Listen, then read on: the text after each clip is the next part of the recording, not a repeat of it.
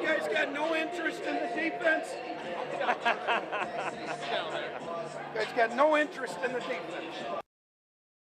Coach Seth Wallace, we got nothing but interest on the defense after we take care of the whole quarterback thing here today on Eye on the Hawks. Mitch Fick, Mike Howell here, breaking down the defensive line and the defensive backs for the spring in 2025 for the Hawkeyes. Those are the two position groups we got to talk to, but thanks to Blake Hornstein for capturing that moment as we got about 25 minutes at morning practice on Thursday to go check out the new look Hawkeyes and the new faces, and naturally we all went running for the quarterbacks to see Mark Gronowski up front and personal and close up for the first time. A little bit more of Hank Brown as well. Jimmy Sullivan down there. Got to see him, both those a little bit with the bowl game, but felt like we had an efficient morning there. Mike, I think you could see in the back of that video if you're watching on YouTube, folks.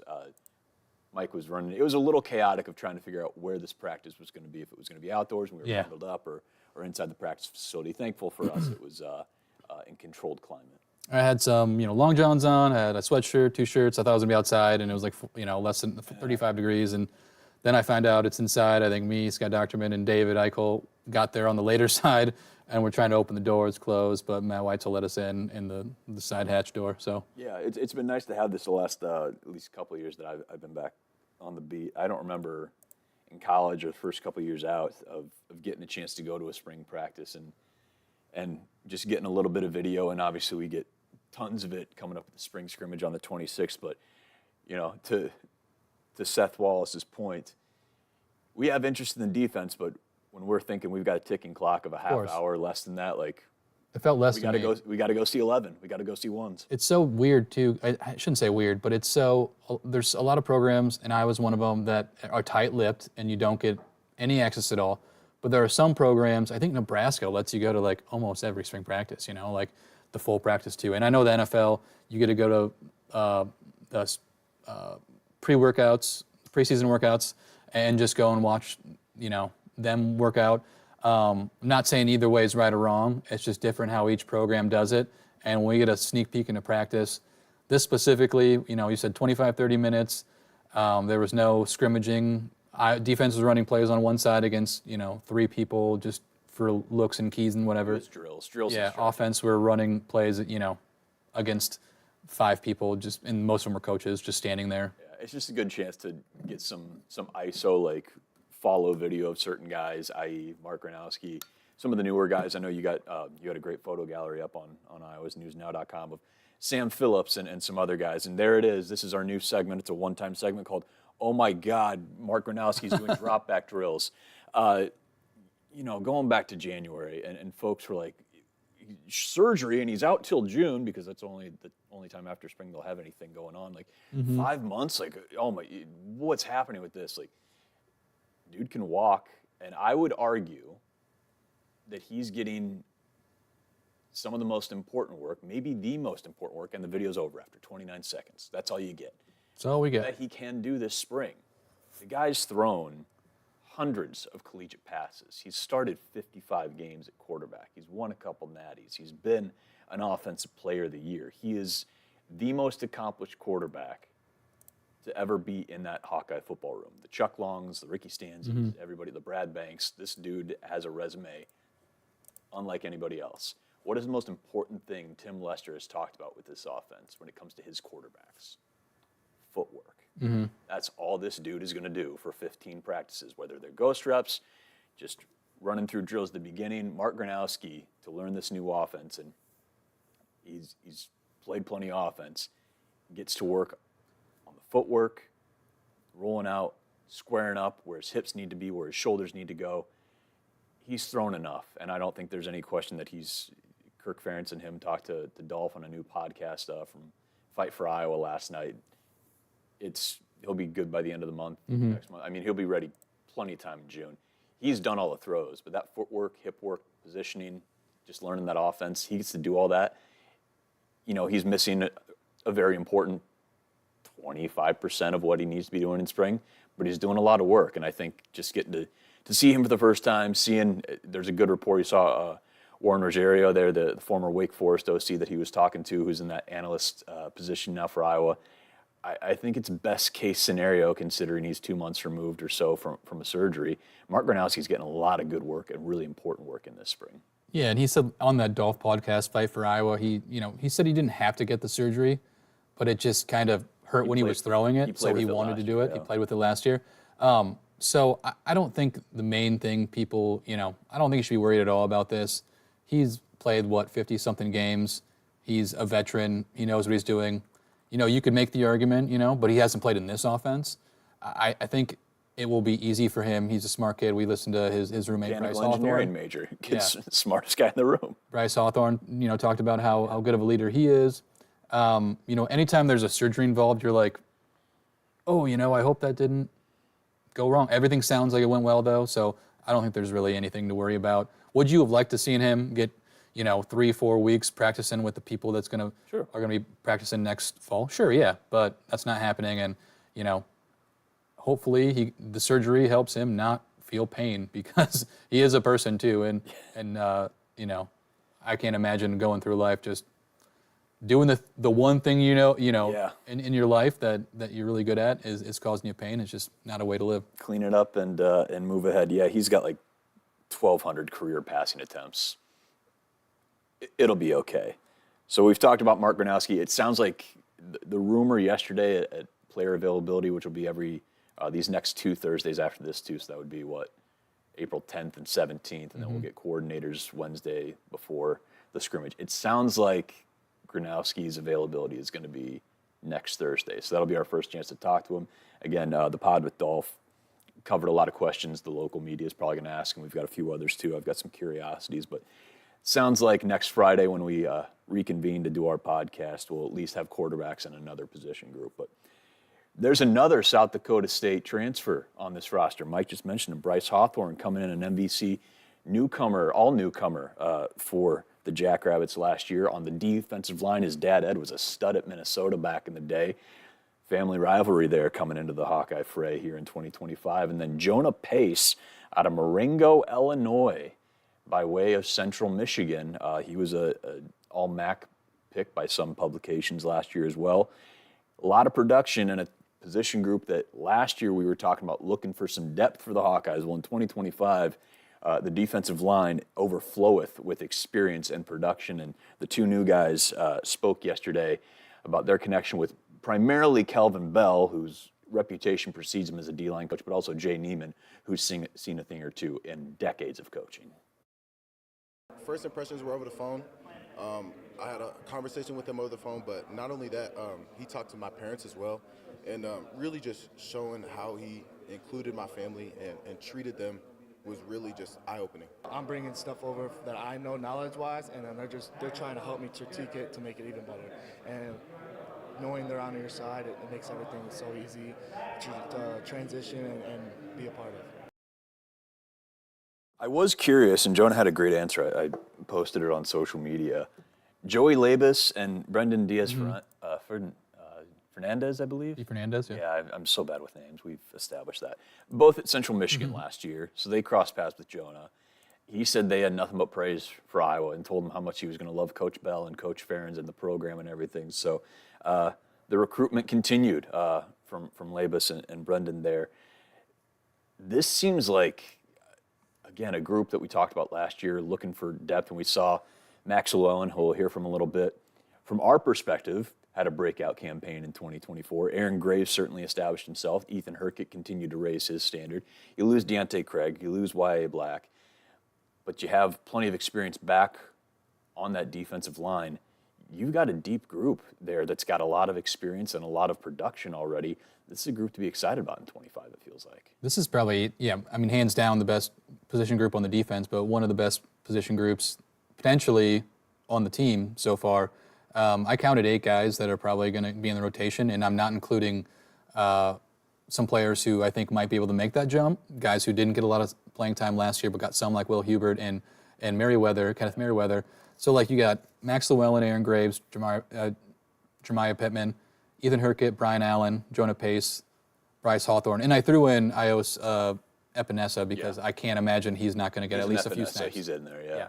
So, sure. His brother had, I looked it up on his freshman year, played in all 13 games, 15 tackles, 4.5 I sacks. think he had a sack in the opener that year in 17 against Josh Allen. Oh, that's right. Wyoming His came teammate. in. Yeah, that was Nick Easley had a big touchdown on that one. Noah Fant. Yeah, and that was AJ's first game and announced his presence with authority. I guess I wonder, Mitch, and maybe I'll throw this to you. The departure of Wyatt Black, that big run stuff, we're going to take 2 or 3. That's the one thing where I'm like, maybe Graves does it, but he was good at, other things too. Like, is that somewhere where this D-line's missing? Yeah, we talked with Wyatt a few times last year. Not a guy who had a ton of big numbers, but his stats weren't telling the story of what he did not really. there. Just have a big body, a dude who can move anybody around, and when he got his numbers, they were emphatic more often than not. You can't replace that size, but you've got more bodies and you've got more experience. I do think that carries a big weight, so to speak, on the line, and you're going to have guys that maybe eat into each other's numbers a little bit, but you're going to have, talk to Coach Bell. He'll take 8, 9, 10 guys that can rotate in there. Brian Allen, who was out for the spring and was in a sling for the bowl game, but he's missing time. But he's going to be healthy. Will Hubert, we saw, I've seen a couple times flash, and late in games, getting in there with the twos or fall practice or spring practice, I think it was last year, he popped a kid. They've got as much experience, to your point, as any position group on the roster. So I think, are you going to have that one guy that can really plug it up? We'll see. But you've got your 2 deep is full, and you've got to be confident, and I think that's exciting. Real quick, just talking about Brian Allen being out. Herkett was not practicing yesterday, was running and everything, so it didn't seem like a big deal. Visual confirmation, James Rezar is in Iowa City. Was in sweats, wasn't doing anything. Not sure. He's, again, listed on the spring prospectus as a wide receiver. Everything he's posted on social media during his rehab has been fairly quarterback-centric, so not entirely sure his story, but he was there. A few other guys were banged up. I believe Alex Eichmann, reserve wide receiver, was out of pads. Jazz was also not out there. Nothing looked too serious, though. No, players that were. I was just happy to see Seth Anderson out there. He's had a couple banged up years, and I want to see that Sam Phillips, Seth Anderson, Caden Weegan speed pack. That's my college football 25 mind. Just like put everybody. It's fast out there. 26. 26. It's coming out, and got to invest in that instead of a Switch, because that Switch is expensive. Switch 2, I should say. But one guy who didn't see out there and who is not with the Hawkeyes anymore, Gavin Hoffman, who came in last year as a 4-star tight end. A lot of pomp and circumstance of what he could maybe be. He has departed, entered the transfer portal as of yesterday. But Max Llewellyn, we'll go back to him, a guy who we talked up a lot last year because anytime there needed to be a big play, 48 was there. Maybe made the defensive player of the year, strip sack and recovery on Dylan Raiola there against Nebraska on Black Friday. If you ask Max, though, yesterday at least, sounding a little underwhelmed with his 2024 performance. I kind of just remember last season, not really panning out. I had some success, but it wasn't really what I envisioned. So it's just kind of been in the back of my head, and I've been working to, finally take on the role. I think that's interesting because I feel like some people might not see it that way. Because you had a big, Nebraska was obviously huge. Right. Like, I don't know, what makes you kind of feel that way? I just felt like,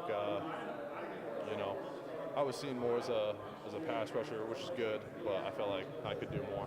So, yeah. Do you feel like you finished the year stronger, though? That's kind of the way I would look at your season. Yeah, obviously getting game reps against, I'm going against the same guy every day here, and, sometimes it's, they'll learn your moves or some stuff, and so just going against new people with new techniques, it's kind of a learning curve, and you can only get that through game reps. So I do feel like at the end of the season I was kind of, hit my stride a little bit.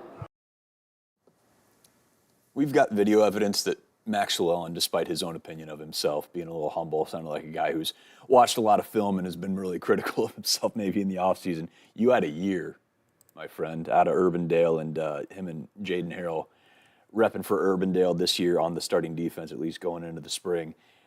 Man, that's kind of the attitude I guess you want from a guy who had a big year like that. that he's hungry. I was only a pass rusher. Well, you'll see after this clip if you're watching on YouTube. You stuffed the run right there too, bud.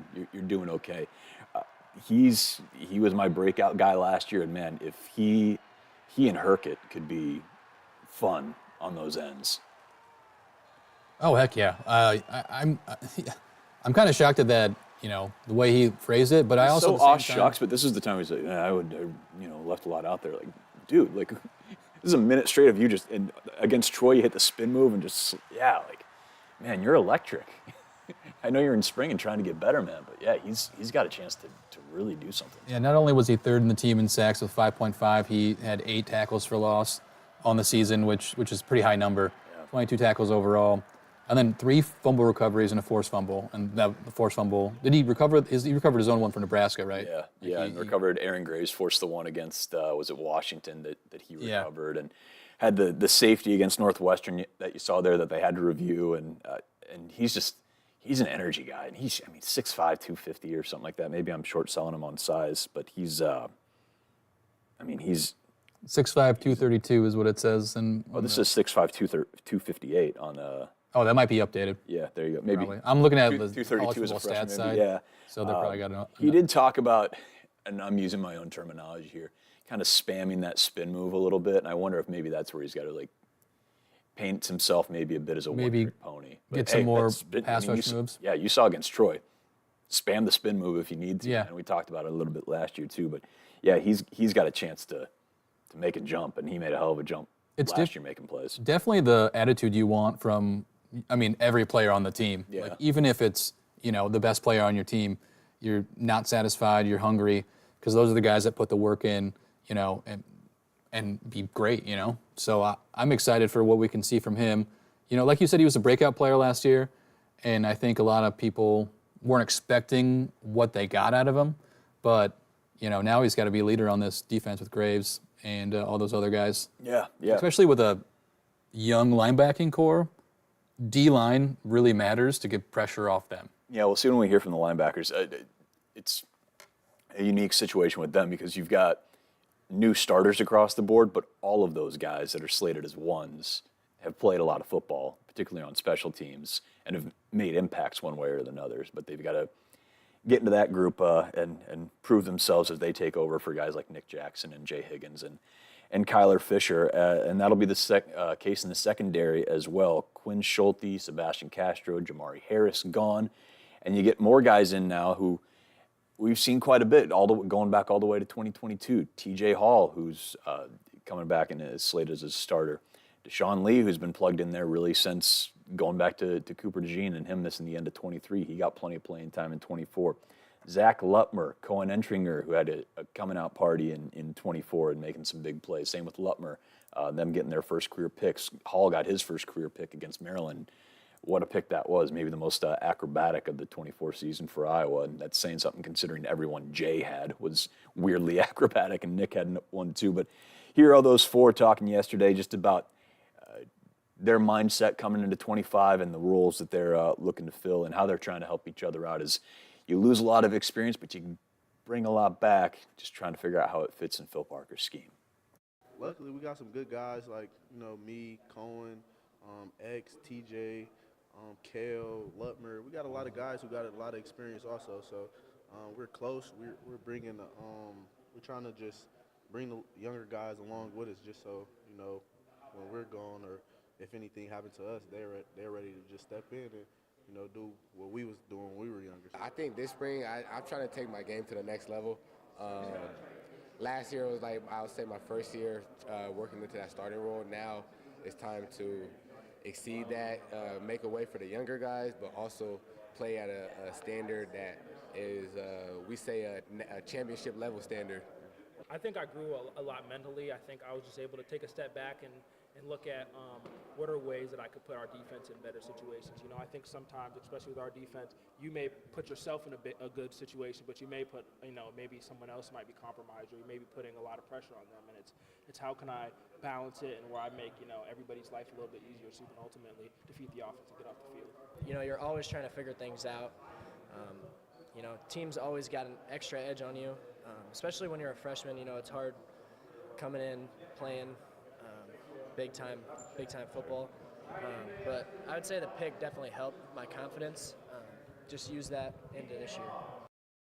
Yeah, that pick against UCLA, I think that was the opening drive there on the road there. At the Rose Bowl, also Deshaun Lee and Cohen Entringer, a couple starters making up for the state of Michigan. Belleville is Lee's alma mater, Wall Lake Western for Entringer, following that Desmond King pipeline from Detroit. And, hey, if you're watching on YouTube, we're rolling the highlights. You got a lot of playmakers coming back. A group that's got a lot to prove because you're filling in for some really great talent. All three of those guys in Schulte and Castro and Harris this time next month probably going to be on NFL rosters or in rookie minicamps and trying to make the league. I'm weirdly bullish on this group.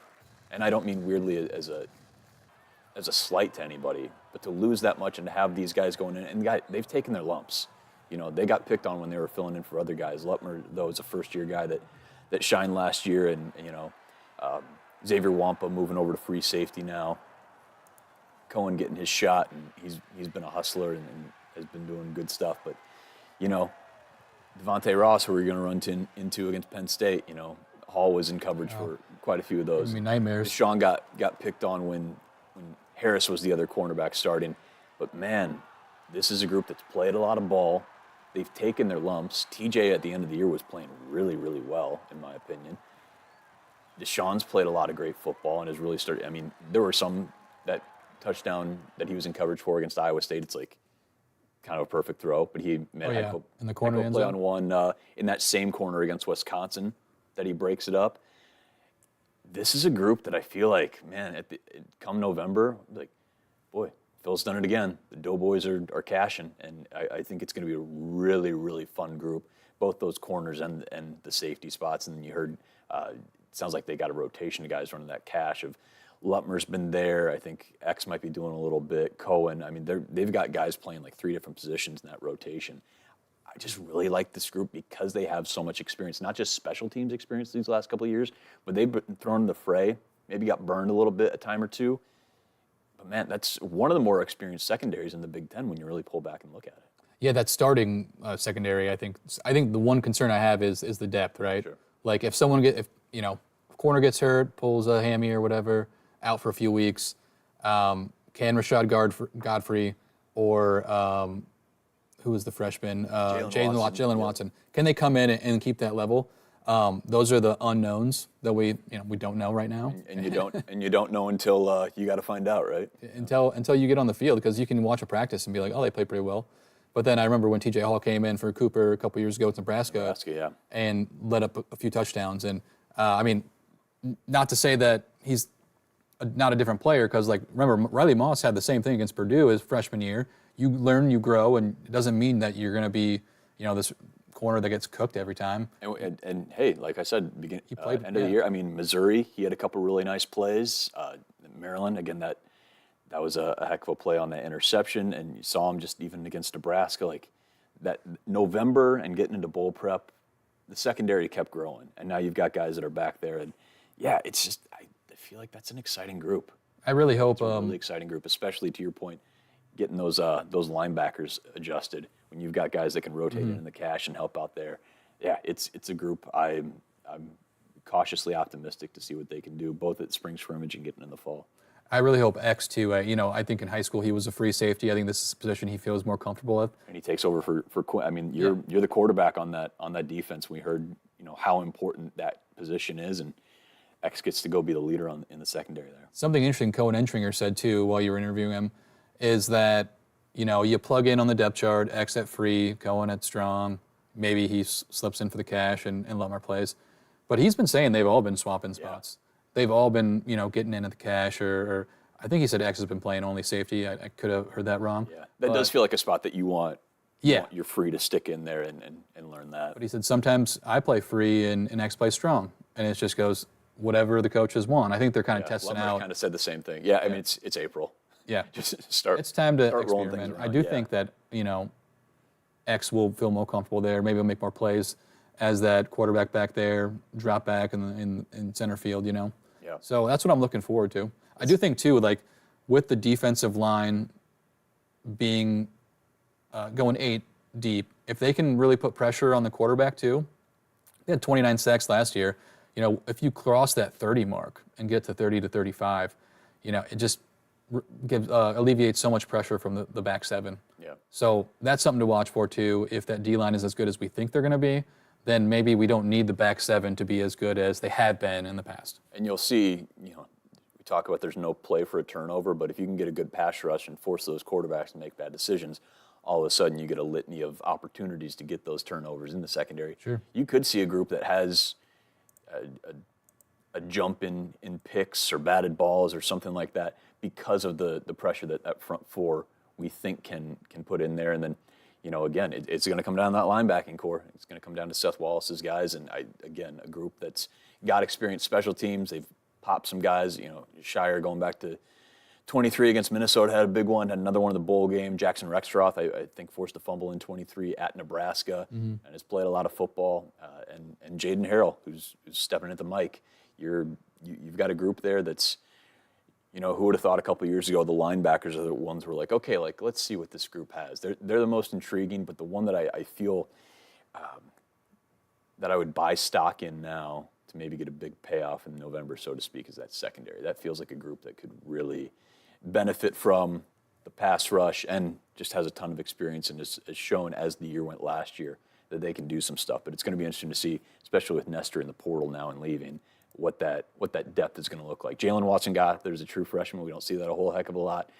They've got some guys there that you're hopefully going to see some growth from, and maybe there's a summer portal pickup to shore things up as well. We'll see. Yeah, I think when you're looking at it, and I was going to ask you, like, of the young guys, we have no inside track. We were there for 5 minutes or 25 minutes. Watson seems like the guy that I've kind of heard about that got playing time last year a little bit. It sounds like he might be the one to get in that rotation, and I'm looking forward to that. Godfrey is another one that I think. I feel like they're really high on Godfrey. Yeah, they're high on Godfrey. And I should pull up the recruits because, you know, like Lutmer was a freshman last year. I wonder if any of these guys have, you know, any shot at seeing the field early. Yeah, we'll see. Khalil Tate's a kid that I remember hearing about in recruiting as well. See if he can get in that rotation. Maybe he's a special teams guy here. I think maybe he CJ Bell is enrolled Bell is earlier. an enrollee there. We saw him running around yesterday. Yeah, I'm interested to see what can shore up behind there. And, you know, you've got a group that you're going up against on the other side of the ball at receiver that's got all that speed, and some of them do have experience. And you've got the bigger body guys like Dayton Howard and Jarrett Bowie, who was out with an injury yesterday, but is a guy who's, you know, been getting 1 rep since 23 in the non-con schedule. So take all that with the speed, experience. Deshaun pointed out that Sam Phillips, that transfer from Chattanooga, not just fast, but really, really competitive. And he said he made a point to say, like, he's a competitive guy, and that's been really fun to go up against. There's going to be some iron sharpens iron scenarios, I think, going up against guys that are that fast and guys that have experience that could yield some extra growth for this secondary, because they're going up against a really tough position group that, again, we'll talk about wide receivers at some point this spring, I'm sure, and get to talk to those guys. That'll be a fun conversation. A group that's looking to break out, and you got Jacob Gill back, and Seth Anderson's healthy, and Caden Weegen's a great receiver, and Mike will not stop asking for Caden Weegen targets. He needs it to happen. Get him the ball. They gave him the ball in a few end happens. arounds. It's. And I was sitting there, I was like, oh, another end around, huh? It's a fun group. It's a really fun group, and Terrell Washington and his hybrid role, and then you got the tight ends. You know, Addison Estringa and Zach Ortworth. That's an underrated group there. I'm getting a little off topic because we're talking about DBs, but that's that tight end group. I know Luke's gone, but you know, and Hoffman jumps in the portal. There's some dudes in that tight end room too that Abdul Hodge is going to roll out and have a lot of fun with for sure. Yeah, it was interesting too. I was just reading online last night when the Hoffman thing happened, and they were saying, and you know, it's hard to tell during the season. I know Michael Burt got some game action last year. That seemed like everyone earlier thought Hoffman was going to be that next tight end, but Burt kind of maybe surpassed him on that end. And then if Mason Woods gets in as a freshman, you know, who knows? I feel like maybe special teams is there next year, but he's a big body, good receiver, and done a lot at Iowa City West. Who knows if he gets a little chance? But I don't know if they're going to go that far down the depth chart. Yeah, DJ Vaname, who's from Carroll Kemper. He was a guy that people were talking about. But I remember Michael Burt, who's a Creighton prep kid out of Omaha. Good luck to Josh Dix going to Creighton, by the way. He was a kid that Abdul, that Coach Hodge brought up last year, like kind of September-ish, or maybe September or October-ish, of a guy who was starting to flash there, coming off a redshirt campaign. And then you got Hayden Large. Nothing would make me happier in 25 seeing Hayden Large in the end zone, or just get the kid from Unity Christian the ball a little bit. Would love to see that as he gets that extra year after spending a bunch of time at Dort, gets the extra NCAA season. It's going to be a fun group to see, and hopefully get to talk to them here in the next couple of weeks. So just going down the rundown again of the availability we're going to have. So it's going to be April 10th and 17th. We're going to get those player interviews. Those are Thursdays. So we've been doing putting kind of a string of those interviews up on the Iowa News Now YouTube channel, or if you're watching this on there, appreciate it. We'll get those up there, those interviews, and then break them down on Fridays here on the podcast. And then the Wednesday before the spring scrimmage is when we'll get the coordinators. We'll get Lester, we'll get Parker, we'll get LeVar Woods, and get to pick their brains, and we'll do another Friday on there and kind of look ahead to what we want to see or what we're hoping to see, expectations out of spring scrimmage. I'll just take any temperature above 50. That's my expectation and hope. And then no wind. And then no wind. And then we'll figure out at some point whether it's Saturday night or Sunday morning. We'll after the spring scrimmage, we'll break down everything and jump to bold conclusions about stuff we saw at a Saturday afternoon in April at Kinnick. But it was game by game season breakdown. Yeah, make some hard opinions about everything. But it was. I'm probably speaking for you, and hopefully it was just nice to get in that building and hear pads popping a little bit and be around football again. It was a cold winter. I don't think I've actually ever been in that football facility. Oh, you haven't? No, because I'm usually doing news when they have interviews or when they have availability. But no, I don't think I have. Have we ever talked about our actual positions here? I had to explain to, I don't to think some so. colleagues at a presser a couple weeks ago. Like, you're not a sports guy? Like, well, kinda. Like, so Mike, for those that don't know, is our assistant news director at Iowa's News Now. He's like second in command. You're Seth Wallace, essentially, to Kristen Hamilton, our fearless leader, her Kirk Ferentz. So Mike, this is Mike's side hustle, is like cutting all these shorts. Mine too, but a lot of legwork behind the scenes that goes into this. It's been a fun thing to grow as we get into third season of the pod. Yeah, third season coming up this fall. It is just fun to get away from news for a bit and talk about some fun stuff like football, which I know a lot of people can take so seriously, and I kind of do in the middle of a game, but fewer tariffs in football, as far as I can tell. Speaking of being in the building yesterday, I was going to bring this up during the Mark Gronowski discussion. So it's a Mark Gronowski story. Gotcha. I recorded, and I posted it on the Hawks Twitter handle, just a play that they ran, and it happened to be the last play of the series of drills they were doing. Mm-hmm. And it was a pass to Sam Phillips, I believe, just a little out. Yeah. And as I'm like tweeting it up, typing up a tweet, my head is down. Someone just runs past me, and it's Mark Gronowski. And I'm like, man, if I would have moved and knocked over Mark Gronowski, or if he would have tripped on me and like twisted his ankle or fell on his shoulder, because I was like just not paying attention, right? I was just head on a swivel, off the phone. He like sprints over to go with the quarterbacks, and he was on the sideline, and I was like, man. Because I just remembered, because I heard Kirk talk about, like, we don't need just to get him on the ground. Yeah, make sure he doesn't fall down. Nobody bumps him. But I was in the area where the media was. It's just he ran on the sideline because he doesn't have pads on. I was like, the guy. Didn't want to be that guy. Boy, there's another timeline where Mike Howell's world fell apart real quick on April 3rd in Iowa City. But luckily, Mike got his head up. He's going to keep his head high, his eyes on the prize. We'll keep getting through the spring. Head on a swivel. I was a DB at one point in my life. There you go. And then you were a tight end. Not good one. Tight end you. Yep. Up at Fort Dodge. There you go. All right. Well, that's going to wrap it for Friday. Willie will be back here next Friday. Again, keep an eye on the Iowa's News Now YouTube channel next Thursday. Sounds like we'll get to talk to Mark Gronowski, maybe talk to about his close call with Mike Howell, who's that guy on the sideline with the phone not paying attention.